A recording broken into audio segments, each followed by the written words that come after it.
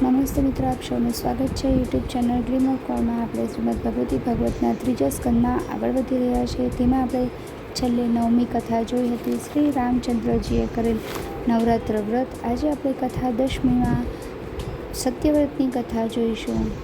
શ્રી વ્યાસમુનિ જન્મેજય રાજાને જણાવે છે કે પૂર્વે એક વખતે હું મુનિઓની સભામાં ગયો હતો. ત્યાં જમદગ્નિ મુનિને લોમશ મુનિએ ભગવતીનું આરાધના કરવા જણાવ્યું હતું કે પોતાનું શુભ ઈચ્છનારા સર્વ લોકોએ શક્તિનું આરાધન કરવું જોઈએ. તેમનું સ્મરણ કરવાથી તથા નામ લેવાથી પણ વાંછિત ફળ આપે છે. જો તે શક્તિની સેવા કરીએ તો વરદાન આપવાને માટે તેમનું ચિત્ત આપણા પર સર્વદા આત્ર રહે છે.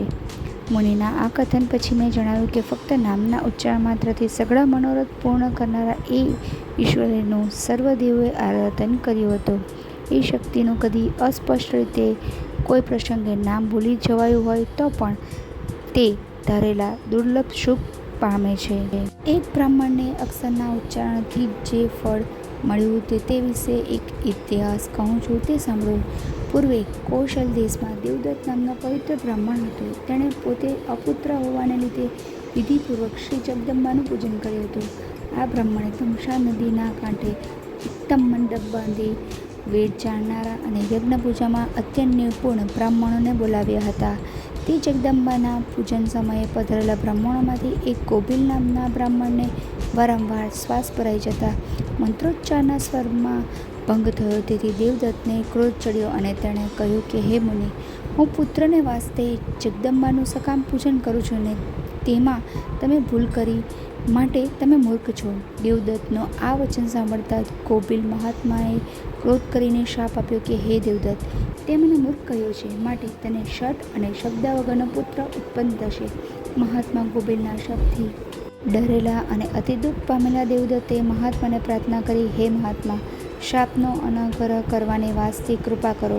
રાંકનું રક્ષણ કરવાને તમે સમર્થ છો, માટે હું પગે પડું છું. આ પ્રમાણે શરણે આવેલા દેવદત્ત પર દયા આવવાથી ગોભીલ મહાત્માએ જણાવ્યું કે તારો પુત્ર પ્રથમ તો મુક્ત થશે, પરંતુ પાછળથી જગદંબાની કૃપાએ કરીને વિદ્વાન થશે. આ પ્રમાણે વચન મળવાથી દેવદત્ત રાજી થયો અને તેણે વિધિપૂર્વક શ્રી જગદંબાનું પૂજન પૂર્ણ કરીને બ્રાહ્મણોને દક્ષિણા આપીને વિદાયગીરી આપી. કેટલોક સમય વીત્યા બાદ તેની સતી, રૂપાળી અને રોહિણી નક્ષત્ર જેવી રોહિણી નામની સ્ત્રીને જગદંબાની કૃપાથી ગર્ભ રહ્યો.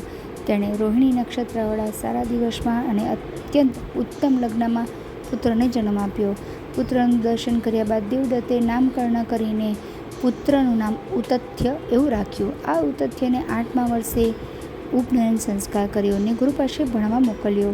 પરંતુ નિરંતર અભ્યાસ કરતાં તે 12 વર્ષનો થયો તો પણ તેને વિધિ સહિત સંધ્યા કરવાનું આવડ્યું નહીં. આ બાળક મૂર્ખ હોવાથી સૌ કોઈ તેને હસવા લાગ્યા. તેના માતા પિતા પણ તેને નિંદવા લાગ્યા. પોતાને આ પ્રમાણે સમાજ, માતા પિતા તથા બંધો વગેરેની નિંદતા જોઈને આ ઉતથ્ય વૈરાગ્ય પામીને જંગલમાં જતો રહ્યો. જંગલમાં ગંગાજીના કાંઠે સારા સ્થાનમાં ઝૂંપડી બાંધી ફળ મૂળ ખાઈને તે રહેવા લાગ્યો. પરંતુ તેણે સત્ય બોલવાનો નિયમ ધારણ કરીને બ્રહ્મચર્ય વ્રત પાળતા તે રમણીય ઉપવનમાં રહેવા લાગ્યો. તે પ્રભાતમાં ઉઠીને ગમે તેવું દાતણ કરી લેતો અને શૂદ્રની પેટે ગંગામાં મંત્ર રહિત સ્નાન કરી લેતો. તે કોઈનું હિત અહિત કાંઈ પણ નહીં કરતા નિર્ભય થઈને ગમે ત્યાં સૂઈ રહેતો અને વિચાર કર્યા કરતો કે મારું મરણ ક્યારે થશે?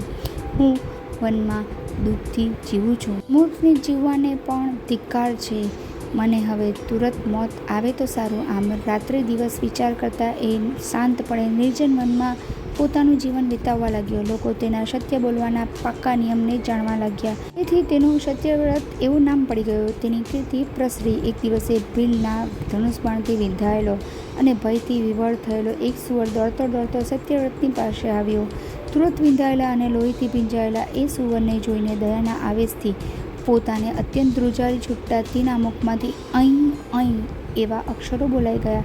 કોઈ દિવસ નહીં જાણેલું અને નહીં સાંભળેલું છતાં પણ દેવયોગથી જ એ સરસ્વતીનું બીજ મુખમાંથી જે નીકળી ગયું તેના મૂઢપણાને લીધે તેને ખબર પણ રહી નહીં અને સુવરને જોઈને દયાળુ સત્યવ્રત શોકમાં જ ડૂબી ગયો.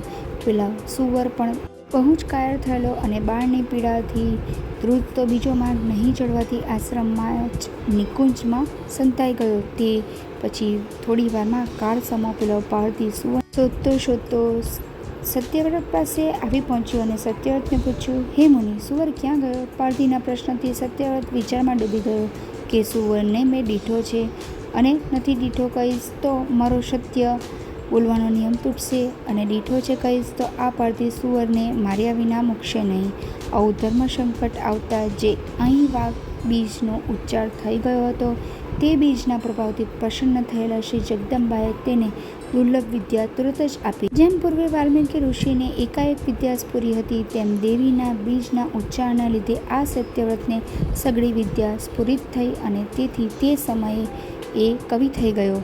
તેણે પારધીને જવાબ આપ્યો કે હે પારધી, જે ચક્ષુ દેખે છે તે બોલી શકતા નથી અને જે બોલે છે તે જીભનો ચૂવાનો સ્વભાવ નથી, માટે વારંવાર તું શું મને પૂછે છે?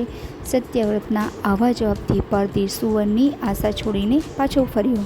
શ્રી જગદંબાની કૃપાએ ત્યાર પછી આ સત્યવ્રત બીજા વાલ્મીકી જેવો કવિ થયો અને સત્યવ્રત સત્યપાપા આ નામથી પ્રસિદ્ધ થયો.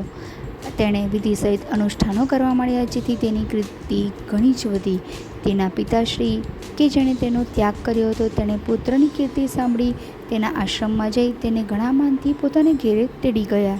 પાપ નાશ કરનારી સત્યવ્રતની આ કથાને બ્રાહ્મણો સદા પ્રત્યેક પૌર્ણિમા કહે છે તથા મુનિઓ પણ અતિ વિસ્તારથી આ કથાનો પાઠ કરે છે.